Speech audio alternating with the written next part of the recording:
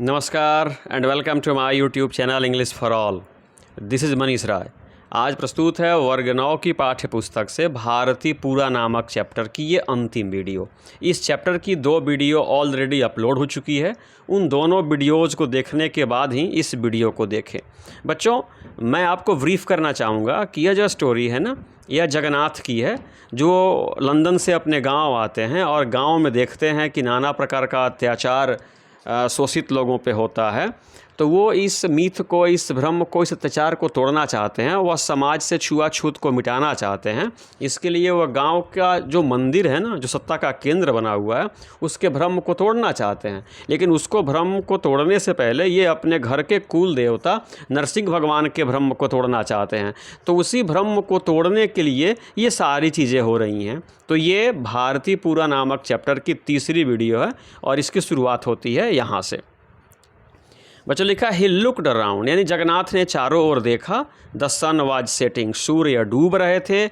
Aunt and the priest, aunt mean चाची होती है और प्रिस्ट का मतलब पंडित पुजारी होता है। Aunt and the priest were at the door, और चाची और जो पंडित थे ना दरवाजे पे खड़े थे। टेरर एस्ट्रिकन, बच्चों टेरर एस्ट्रिकन का मतलब होता है भयभीत, यानी भयभीत चाची और पंडित दरवाजे पे खड़े थे। Janardhan Shetty could be seen in a corner of the courtyard, और आंगन के एक कोने में जनार्दन सेट्टी को भी देखा जा सकता था। द ओकालिका वर्कर्स, यानी ओकालिका मजदूर जो थे ना, with their sicles eight their side, sicles का मतलब होता है हंसिया, हंसुआ जिसको बोलते हैं, जिससे गेहूं की कटनी होती है, धान की कटनी होती है। तो ओकालिका जो मजदूर थे ना, वे अपने बगल में सिकल्स यानी हंसिया रख करके had huddled together in another corner, आंगन के एक और कोने में हैड हडल्ड टुगेदर। हडल का मतलब होता है बच्चों डर के मारे सट करके बैठ जाना। ये जो मजदूर थे ना, डर के मारे अपने हंसिये को अलग रख करके एक कोने में दुब के बैठे थे। Kaveri was leaning against the parapet. जो पैरापेट देख रहे हैं ना बच्चों, इसका मतलब रेलिंग होती है, छत की रेलिंग होती है, श्रेणी की रेलिंग होती है ना, वहीं पैरापेट होता है। और कावेरी जो थी पैरापेट से सट करके खड़ी थी, वाइपिंग हर फेस, और अपने चेहरे को वाइप कर रही थी। वाइप करना मतलब पोंछना होता है, वह अपने चेहरे को पोंछ रही थी। In front of him, Jagannath के सामने, the pariahs stood gaping like idiots. Pariahs मतलब अछूत, अछूत लोग जो थे ना स्टूड खड़े थे, गैपिंग लाइक इडियट्स। गैपिंग का मतलब होता है मुंह खोले एकटक देखना, यानी मुंह बाए हुए एकटक जगन्नाथ को देख रहे थे, खड़े थे लाइक इडियट्स। लगता था ना कि ये मूर्खों की तरह, बेवकूफ़ों की तरह जो अछूत थे वो जगन्नाथ के सामने खड़े थे। कावेरी जो थी वह रेलिंग के सहारे झुकी हुई थी, चेहरे को पोंछ रही थी। और ओकालिका मजदूर जो थे ना, वो डर के मारे सिमट करके एक कोने में बैठे थे, और जनार्दन सेट्टी भी एक कोने में थे, और दरवाजे पे आंटी और पुजारी खड़े थे और सूर्य डूब रहे थे।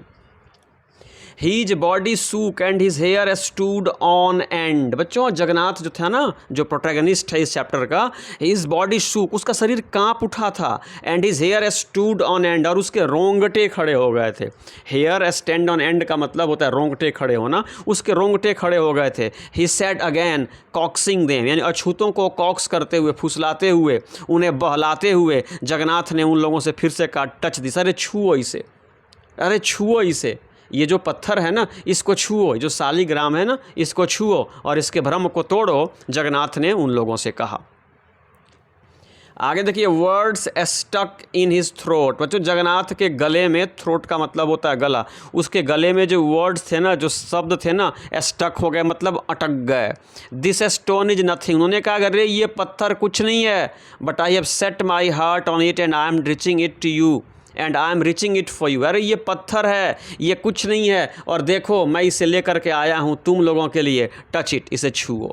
Touch the vulnerable point of my mind, मेरा जो माइंड है ना, मेरा जो दिमाग है, इसका जो वल्नरेबल पॉइंट है, यानी बच्चों वल्नरेबल का मतलब तो असुरक्षित, जो इसका असुरक्षित हिस्सा है ना उसको छुओ, इस पत्थर को छुओ। This is the time for evening prayer, शाम के वो प्रेयर करने का वक्त हो गया, प्रार्थना करने का, पूजा करने का वक्त हो गया। टच, अरे छुओ इसे, इस पत्थर को छुओ। जगन्नाथ चाहता था कि अछूत लोग इस पत्थर को छुएं और इस पत्थर के भ्रम को, शालिग्राम के भ्रम को तोड़ें, इसलिए छुओ। The Nanda Deepa is burning still, अभी भी नंददीप प्रज्वलित हो रही है। Those standing behind me, Jagannath कह रहे हैं कि दोज स्टैंडिंग बिहाइंड मी, मेरे पीछे जो लोग खड़े हैं, मतलब इनकी आंटी और मंदिर के पुजारी जो थे ना पीछे खड़े थे, आर पुलिंग मी बैक, वे मुझे पीछे खींच रहे हैं, by the many bonds of obligation, यानी बंधनों के अनेकों बंधन से ये जो लोग मेरे पीछे खड़े हैं ना मुझको खींच रहे हैं। तुम लोग इस पत्थर को छूते क्यों नहीं हो? What are you waiting for, किस चीज़ की प्रतीक्षा कर रहे हो तुम लोग? व्हाट हैव आई ब्रॉट, देखो ना मैंने तुम्हारे लिए क्या लाया है। This has become a saligram because I have offered it as a stone, यह चूँकि पत्थर है और इस पत्थर को मैंने सालिग्राम माना है, भगवान की मूर्ति मान ली है, इसलिए यह भगवान की मूर्ति हो गई है। अरे तुम लोग इसे छुओ इसे, इसके भ्रम को तोड़ो।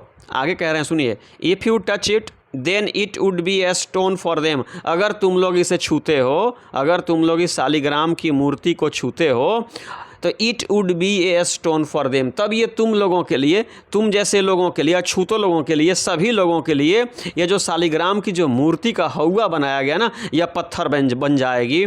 This my importunity becomes a saligram because I have given it, because you have touched it and because they have all witnessed it this event, let this stone change into a saligram in this darkening night fall and let this saligram change into a stone. Jagannath कहते हैं कि let this saligram change into a stone, इस सालिग्राम को, इस भगवान की मूर्ति को पत्थर बन जाने दो। और ये पत्थर कब बनेगी? जब तुम लोग इसे छुओगे, जब मैंने तुमको दिया है तुम इसे छुओ, और जब तुम इसे छुओगे तो सभी लोग इस घटना का साक्षी बनेंगे, और उसके बाद यह जो सालिग्राम है ना यह पत्थर बन जाएगा इस डार्केनिंग नाइट फॉल में। इस संध्या हो रही है, अंधेरा हो रहा है, इस अवसर पे तुम लोग इसे छुओ और छू करके इस सालिग्राम को स्टोन बना दो, जगन्नाथ ने उन लोगों से कहा।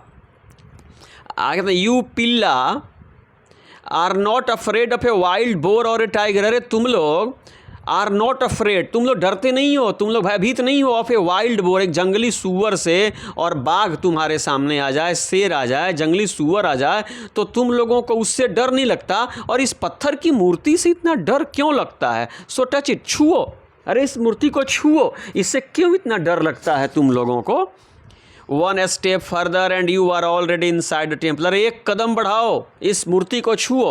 वन स्टेप फर्दर, एक कदम बढ़ाओ और इस मूर्ति को छुओ, and you are already inside the temple, और तुम लोग अपने आप को पहले ही मंदिर में पाओगे। यानी अछूतों को मंदिर में जाने की अनुमति नहीं थी, तो जगन्नाथ कहते हैं एक कदम बढ़ाओ, इस पत्थर को छुओ, और इसके बाद फिर तुम मंदिर में जाना शुरू कर दोगे।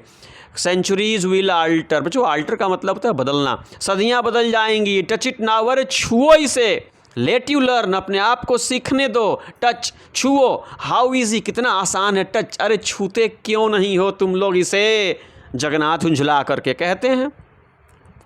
आगे सुनिए, his hands were sweating profusely, बच्चों स्वेटिंग का मतलब होता है पसीना बहना, और प्रोफ्यूजली का मतलब होता है अधिक मात्रा में।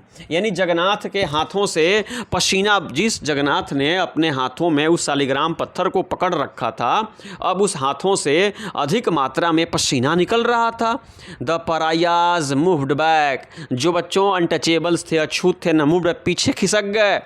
ऑल हैड टर्न डाउन, जितना ये आगे बढ़ रहे थे उतना ही वे अछूत लोग जो इनके कोर्टयार्ड में खड़े थे वे पीछे हट रहे थे।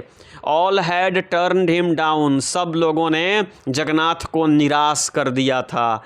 These pariahs and those people behind him, सामने जो ये अछूत खड़े थे, एंड पीपल बिहाइंड हिम, और वे लोग आंटी और पुजारी जो पीछे खड़े थे, सब लोगों ने जगन्नाथ को निराश कर दिया था। वे लोग इसको पीछे खींच रहे थे, यानी बंधन से, सामाजिक बंधनों से आंटी और पुजारी जगन्नाथ को पीछे खींच रहे थे, और जगन्नाथ आगे बढ़ रहे थे कि अछूत इसको छुएं, तो अछूत भी पीछे हट रहे थे और इनके घर के लोग इनको पीछे खींच रहे थे।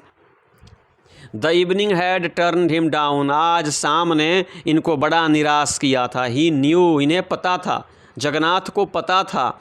That the pariahs were afraid. Jagannath को पता था कि परायाज जो है ना, अछूत जो हैं, इस मूर्ति को, इस पत्थर को, शालिग्राम को छूने से डरते हैं, उन्हें मालूम था। दे हैड सीन, अब क्यों डरते थे सुनिए, दे हैड सीन, क्योंकि उन लोगों ने देखा था, how they caught thieves at the temple, कि कैसे उन लोगों ने मंदिर में एक चोर को पकड़ा था, कैसे उन लोगों ने मंदिर में चोरों को पकड़ा था। वो घटना पराया लोगों को याद थी। मैं बताता हूँ कि पराया लोग क्यों डर रहे थे और कैसे मंदिर में चोरों को पकड़ा जाता था। सुनिए, by taking round a charmed coconut and asking the suspects to touch it, कि कैसे मंदिर में है ना चोरों को पकड़ा गया था। चार्म्ड कोकोनट, यानी कोकोनट का मतलब होता है कि नारियल को लाया गया था, चार्म्ड था, यानी उस पर भभूत अभूत जो पूजा की तरह जो होम करने के लिए होता है ना, उस प्रकार से कोकोनट को सजाया गया था। And asking the suspects to touch it, और जो जिन लोगों पे चोरी का शंका था ना, सस्पेक्ट जो थे, उनको छूने के लिए कहा जाता था। क्रिम्सन मंत्राक्षता ऑन ए सैलोवर, ये जो सैलोवर देख रहे हैं ना बच्चों, सैलोवर का मतलब था थाली या तस्तरी, यानी एक थाली में ए पिल्ड कोकोनट, पिल्ड कोकोनट का मतलब होता है छिला हुआ नारियल, जिसका ऊपरी हिस्सा हटा दिया गया होता है। छिले हुए नारियल को एक तस्तरी में रखा गया था, उसमें अक्षतें रखी हुई थी। And on it with its tuft turn to the front, और उसका जो टफ्ट था, यानी नारियल का जो हिस्सा होता है ना, जिसमें घुंघराले बाल की तरह होते हैं, उसको सामने कर दिया गया था, एक तस्तरी में रखा गया था, अक्षत भी रखा गया था। स्प्रिंकल्ड विथ कुमकुम, और उस पर कुमकुम भी लगाया गया था, नारियल पे कुमकुम भी लगाया गया था। The coconut would have the appearance of a human face, और जो वह कोकोनट था ना, वह इंसानी चेहरे की तरह दिखाई पड़ रहा था। जैसे बच्चों आपके घर भी पूजा होती है ना, तो आहुति होती है, तो देखते हैं ना कैसे नारियल को छील करके सजाया जाता है ना, वैसे ही वहाँ पे उस नारियल को छील करके सजाया गया था, थाली में रखा गया था, कुमकुम लगाया गया था, अक्षत रखा गया था और फिर सजाया गया था। और वह जो नारियल था ना, वह इंसान के चेहरे की तरह दिखाई पड़ रहा था, और उसी के सहारे मंदिरों में चोरों को पकड़ा जाता था। सुनिए, everyone would have to touch it, और कहा जाता था कि जितने भी लोग हैं, सस्पेक्ट्स जो है ना, इसको छूना है, इसको क्या करना है, छूना है, ये भगवान की दूसरा रूप है और इसी नारियल को सब लोगों को छूना है। But there would always be some person who gasped for breath when the sallower came near him, लेकिन जब वह तस्तरी जिसमें वो कोकोनट को, छिले हुए नारियल को कुमकुम से और अक्षत से सजा करके जब वह प्लेट लोगों के सामने लाई जाती थी, तो हमेशा ही कुछ लोग होते थे जो उसको देख करके हाँफने लगते थे। जब तस्तरी आती थी छूने के लिए तो लोग हाँफने लगते थे। हिज वेन्स स्टैंडिंग आउट, उनकी जो नसें थी ना, वह फूल जाती थी। And he would fall unconscious, unconscious का मतलब होता है बेहोश, और वे लोग अचेत गिर पड़ते थे। तो उस प्रकार से लगता था कि यहीं क्या है, चोर है, और उसी को लोग क्या करते थे, पकड़ लेते थे। ये सारी बातें अछूतों को याद आ रही थी। आगे सुनिए, the pariahs had undergone all this, undergone जो है ना, अंडरगो का भीतरी है, इसका मतलब होता है से गुजरना, यानी पराया लोग जो थे ना, इन सारी चीज़ों से गुजर चुके थे। द ओरेकल ऑफ भूतराय, ये जो ओरेकल जो है ना, भविष्यवाणी जो है, यानी गांव में जो मंदिर था उसके देवता का नाम मंजूनाथ था, और वहाँ पे भूतराय जो थे ना, वहीं सारी सत्ता चलाते थे। तो उनकी जो भविष्यवाणी थी ना, have appeared to them now in this contingency, और उनकी जो भविष्यवाणी थी ना, अब ये सब पराया के दिमाग में, अछूतों के दिमाग में नाच रही थी। With a bunch of areca flowers, कि कैसे एरिका फ्लावर्स के गुच्छे के साथ, मतलब वो एरिका जो होता है ना, सुपारी होता है, सुपारी के फूलों के साथ इन हिज हैंड्स, कैसे भूतराय जो होते थे ना, अपने हाथों में एरिका फ्लावर्स के बंच को लिए, with Kumkum on his body, उनके पूरे शरीर पे कुमकुम लगा होता था।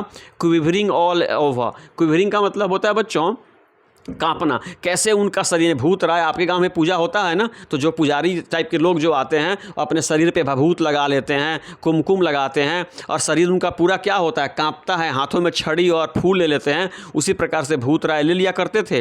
And pronouncing their individual punishment, और हर लोगों को उनका व्यक्तिगत सजा क्या करते थे, सुनाते थे। तो ये सारी चीज़ें थी ना, भूतराय कैसे मंदिर में जा कर के चोरों को पकड़ते थे, कैसे शरीर पे कुमकुम लगा करके शरीर को कँपाते हुए चारों ओर घूमते थे, चोरों को पकड़ते थे और चोरों को नारियल के सहारे पकड़ते थे और फिर उनको सजा देते थे। ये सारी चीज़ें इन लोगों को याद आ रही हैं कि अगर हम लोग इस शालिग्राम को छू लेंगे तो भविष्य में ऐसा हमारे साथ भी होगा, इसलिए ये लोग डरे हुए थे। Jagannath try to soothe them. अब जगन्नाथ जो थे ना, ये उन परियुवक को, उन अछूत लोगों को ट्राई टू सूद देम, उन लोगों को शांत करने को, राहत करने की कोशिश किए। He said in is everyday tone of a teacher. जिस प्रकार से शिक्षक वर्ग में पढ़ाते हैं ना, तो एक शिक्षक के टोन में जगन्नाथ ने अछूतों से कहा, दिस इज मेयर स्टोन। अरे यह केवल पत्थर है। मेयर का मतलब केवल। यह केवल पत्थर है, टच इट, इसे छुओ एंड यू विल सी। छुओ और इसे देखो।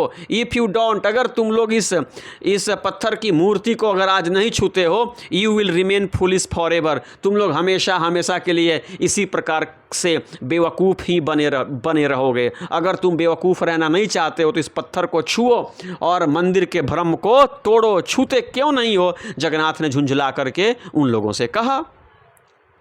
ही did not know what had happened to them. जगन्नाथ को समझ में नहीं आ रहा था कि what had happened to them, कि उन लोगों को हो क्या गया है, क्यों नहीं छू रहे हैं। But found the entire group recoiling suddenly. जो रिक्वाइलिंग का मतलब होता है पीछे हटना, ठिठकना। यानी जगन्नाथ को ये पता नहीं था कि उन लोगों को क्या हो गया। क्या हो गया मतलब क्यों नहीं इस पत्थर को छू रहे हैं। बट फाउंड, लेकिन उन्होंने जब कहा कह रहे इसे छूते क्यों नहीं हो, तो उन्होंने पाया कि द इंटायर ग्रुप, अछूत लोगों का, नीची लोगों का जो पूरा समूह था ना, सडनली अचानक पीछे हट गया। और बच्चों क्या हो गया? ठिठक गया। यानी वे लोग छूने को राजी नहीं थे और ये चाह रहे थे कि वे लोग इसे क्या करें, छुएं। वे लोग डर के मारे और पीछे हट गए। दे विंस्ड अंडर देयर राई फेसेज। बच्चों विंस्ड का मतलब होता है पीछे हटना, और ये जो राई देख रहे हैं ना, इसका मतलब निराश। उनके जो निराश चेहरे थे ना डर के मारे, और वे पीछे हट गए। Afraid to stand and afraid to run away. अब उनको खड़ा होने में भी डर लग रहा था और वहाँ से भागने में भी डर लग रहा था। ऐसी स्थिति उनकी हो गई थी। चिल्ला चिल्ला करके कह रहे थे छुओ छुओ, और वे डर के मारे पीछे भाग रहे थे। और उनकी स्थिति ये हो गई थी कि अब खड़े होने में भी डर लग रहा था और भागने में भी डर लग रहा था।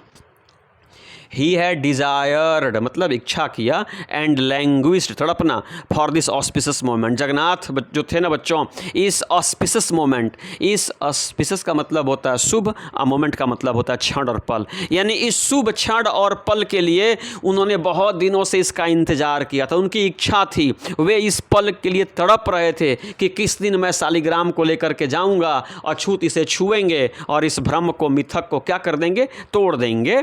दिस मोमेंट ऑफ द पराया touching the image of God. यानी इस समय का कि जब ये अछूत लोग, जिनको मंदिर में जाने से रोका जाता है, ये लोग जब भगवान की मूर्ति को छुएंगे ना, तो फिर वो देखेंगे कि ये मूर्ति नहीं बल्कि क्या है, पत्थर है। इस शुभ मुहूर्त को देखने की उनकी बड़ी क्या थी, इच्छा थी। He spoke in a voice choking with great rage. Rage का मतलब होता है बच्चों क्रोध। यानी बहुत ही क्रोध से उनकी जो वॉइस थी ना, उनकी जो आवाज़ थी ना, चोक, बैठ रही थी। यानी बैठते हुई आवाज़ में गुस्से के साथ उन्होंने कहा यस टच इट, अरे छुओ इसे, अरे इसे छुओ, उन्होंने गुस्से से कहा। ही एडवांस्ड टूवर्ड्स देम। एडवांस का मतलब होता है बच्चों आगे बढ़ना। जगन्नाथ जो थे ना, ये अछूतों की तरफ आगे बढ़े। दे श्रैंक बैक। जैसे ही ये आगे बढ़े बच्चों, अछूत और श्रैंक बैक, और सिकुड़ते हुए पीछे की ओर चले गए। ये उनकी ओर आगे बढ़े कि छुओ, और वे और सिकुड़ते हुए पीछे चले गए। सम मॉन्स्ट्रस क्रूएल्टी। बच्चों मॉन्स्ट्रस का मतलब होता है राक्षसनुमा या भारी, और क्रूएल्टी का मतलब होता है निर्दयता। Some monstrous cruelty overtook the man in him. यानी जगन्नाथ के भीतर का जो मैन था, जो इंसान था ना, उस पे आज राक्षसी निर्दयता बच्चों हावी हो गई थी। ये तुले हुए थे कि वे अछूत इस पत्थर को क्या करें, छुएं, और वे छूने से क्या हो रहे थे, डर रहे थे बच्चों। The pariahs looked like disgusting creatures crawling upon their bellies। बच्चों bellies का मतलब होता है पेट, crawl का मतलब होता है रेंगना, और creatures का मतलब होता है जीव। यानी अब वे जो अछूत लोग थे ना, जगन्नाथ को बच्चों अपने पेटों पे रेंगने वाले कीड़ों की तरह प्रतीत हो रहे थे, यानी इनकी बातों को सुनने के लिए तैयार नहीं थे। वे मंदिर के भ्रम को, भगवान के भ्रम को, पत्थर के भ्रम को, छुआछूत को मिटाने के लिए तैयार नहीं थे। वे लोग अब जगन्नाथ को बच्चों पेट के बल रेंगने वाले कीड़ों की तरह प्रतीत हो रहे थे। He beat his underlip and said in a firm low voice. अब जगन्नाथ ने अपने होठ को चबाते हुए फर्म लो वॉइस, बहुत दृढ़ लेकिन धीमी आवाज में कहा, टच इट, अरे छुओ इसे, यस टच इट, हाँ छुओ इसे। यानी अब उनकी आवाज़ में जो तलखी बढ़ रही थी, उनका शरीर कांप रहा था कि आखिर ये छूते क्यों नहीं हैं, ये अपनी मूर्खता बेवकूफ़ी मिटाना क्यों नहीं चाहते हैं, ये छुआछूत को नष्ट करना क्यों नहीं चाहते हैं। उन्होंने कहा छुओ। आगे तो क्या होता है, पिल्ला स्टूड ब्लिंकिंग। अब जो अछूत लोग थे ना, स्टूड ब्लिंकिंग, चुपचाप खड़े रहे, पलके झपकाते रहे, चुपचाप खड़े रहे, ना आगे बढ़ रहे थे न बच्चों वो पत्थर को छू रहे थे, चुपचाप वहाँ पे बेवकूफ़ों की तरह, हत्यारों की तरह खड़े थे। Jagannath felt spent and lost. Jagannath ने अब महसूस किया कि अब मैं नष्ट हो गया, अब मैं खो गया, अब मेरा सारा प्रयास क्या हो गया, बेकार चला गया, ये लोग छूने को तैयार नहीं हैं। Whatever he had been teaching them all these days had gone to waste. यहाँ पे कहा गया कि whatever, जो कुछ भी, he had been teaching them, जो कुछ भी जगन्नाथ उन लोगों को सिखा रहे थे, पढ़ा रहे थे कि पत्थर को छुओ, had gone to waste, सब बेकार जा चुका था। वे लोग उस पत्थर को छूने को तैयार नहीं थे। he rattled dreadfully। बच्चों ड्रेडफुली का मतलब था भयानक रूप से, और रैटल्ड का मतलब होता है चिंतित होना, लड़खड़ा जाना। यानी अब भयानक रूप से चिंतित होते हुए जगन्नाथ ने कहा, touch touch touch, you touch it, अरे छुओ छुओ इसे, छुओ रे। जगन्नाथ ने कहा। It was like the sound of some infuriated animal। अब इनके मुंह से जो आवाज़ आ रही थी ना, साउंड जो आवाज़ आ रही थी, वो infuriated animal, infuriated का मतलब होता है क्रोधित, और एक क्रोधित पशु की तरह अब इनके मुंह से आवाज़ आ रही थी। And it came tearing through him, और ऐसा लग रहा था इनके शरीर को चीरते हुए एक क्रोधित पशु की तरह इनके शरीर से आवाज़ आ रही थी, टच इट, छुओ छुओ इसे, छुओ। He was sheer violence itself. उनकी जो आवाज़ थी, जगन्नाथ की जो आवाज़ थी ना, अब अपने आप में वह हिंसा बन गई थी। अब इनकी आवाज़ जो थी ना, वह अपने आप में हिंसा बन गई थी। He was conscious of nothing else. He was conscious of nothing else. किसी भी चीज़ का अब इनको भान नहीं था, ये अपना सूझबूझ खो रहे थे। कौन? जगन्नाथ। सुनिए, the pariahs found him more menacing than Bhutaraya. अब जो परायाज थे ना बच्चों, जो भूतराय जो वहाँ पे राज चलाते थे, जो सत्ता चलाते थे, जो लोगों पे शासन करते थे ना, अब उनसे ज़्यादा मेनेसिंग, खतरनाक अब जगन्नाथ उन परायाज को लगने लगे। The air was rent with his screams. Screams का मतलब होता है चीख। अब जो बच्चों वहाँ का माहौल था ना, उस माहौल में केवल इनकी स्क्रीम, चीखें गूंज रही थी, छुओ छुओ छुओ, बस यही चीज़ें अब वहाँ पे गूंज रही थी। The strain was too much for the pariahs. उन अछूत लोगों के लिए ये जो स्ट्रेन था, जो ऊंची आवाज़ थी ना, जो दबाव था पत्थर छूने का, अब बड़ा भारी पड़ रहा था। मैकेनिकली, यांत्रिक रूप से दे केम फॉरवर्ड। अब देखिए क्या हो रहा है, यांत्रिक रूप से अछूत केम फॉरवर्ड, आगे बढ़े, यांत्रिक रूप से अब वे आगे बढ़े। जस्ट टच्ड, केवल उस पत्थर को छुआ, केवल उस पत्थर को उन लोगों ने छुआ। Jagannath was holding out to them. Jagannath जिस शालिग्राम पत्थर को अपने हाथों में लिए थे, उस पत्थर को उन लोगों ने केवल छुआ। एंड इमीडिएटली विथड्रू, और वहाँ से तुरंत निकल पड़े।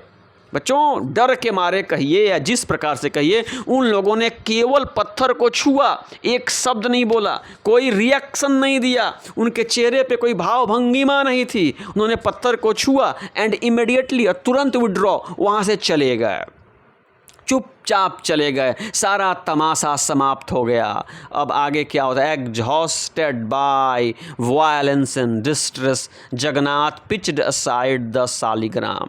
अब जगन्नाथ जो थे ना, एग्जॉस्ट हो गए थे बाय वायलेंस, हिंसा और निराशा से ये एकदम थक करके चकनाचूर हो गए थे। एग्जॉस्ट मान लीजिए खत्म सा हो गए थे। इन्होंने pitched aside the shaligram, shaligram की मूर्ति को किनारे रख दिया। A heaving anguish had come to a grotesque end. बच्चों ये जो ग्रोटेस्क देख रहे हैं ना, इसका मतलब होता है स्थापित, इसका मतलब होता है स्थापित करना या रखना।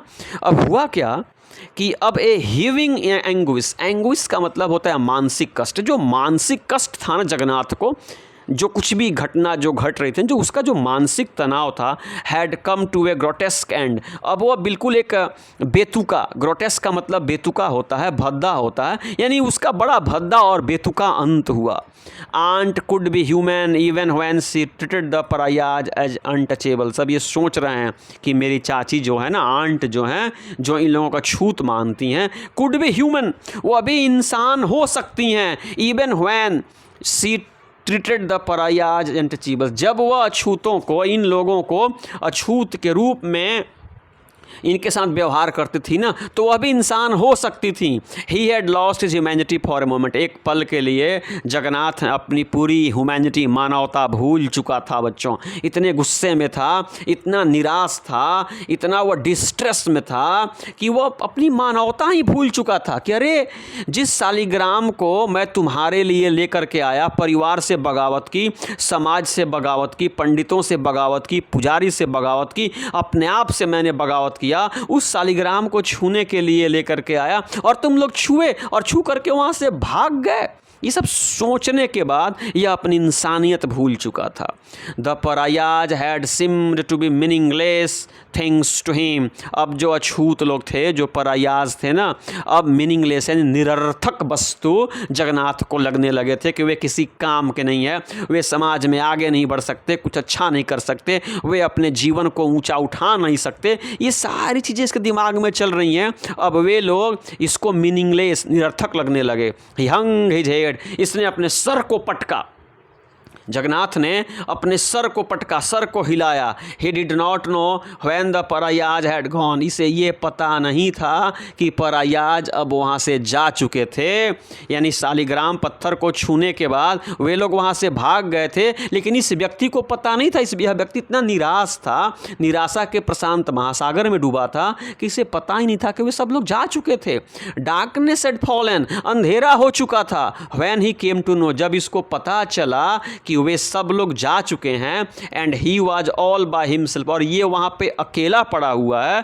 जब इसको पता चला तब तक शाम हो चुकी थी, तब इनको पता चला कि मैं यहाँ अकेला हूँ, सब लोग यहाँ से जा चुके हैं, तमाशा नष्ट समाप्त हो चुका है, पूरा खेल समाप्त हो चुका है। ये इनको तब पता चला जब शाम हो गई थी। Disgusted with his own person, यानी ये स्वयं से ही डिसगस्टेड, अब नफरत इनको हो गई थी। ये स्वयं से ही बहुत नाराज होकर के बिगन टू वॉक अबाउट, ये घर की तरफ चल पड़े। जगन्नाथ जो थे ना, समाज को सुधारने आए थे, ये अब स्वयं से परेशान होकर के आगे बढ़ गए। ही आस्क्ड हिमसेल्फ, इन्होंने अपने आप से पूछा, व्हेन दे टच्ड इट, जब अछूतों ने इस शालिग्राम को छुआ, वी लॉस्ट आवर ह्यूमैनिटी, हमने अपनी इंसानियत क्या कर दी, खो दी। दे, उन लोगों ने खो दी, एंड मी, मैंने खो दी, डिडंट वी, क्या हम लोगों ने नहीं खोया। समझिएगा बच्चों, जैसे अछूतों ने पत्थर की मूर्ति को छुआ तो क्या इंसानियत मर गई? क्या उनकी इंसानियत मर गई, या मेरी मर गई, या हम लोगों की मर गई? क्या किसी व्यक्ति के मंदिर के पत्थर को छू देने से, किसी भगवान की मूर्ति को छू देने से क्या इंसानियत मिट जाती है? यही सोच रहे हैं, एंड वी डाई, और हम लोग मर गए।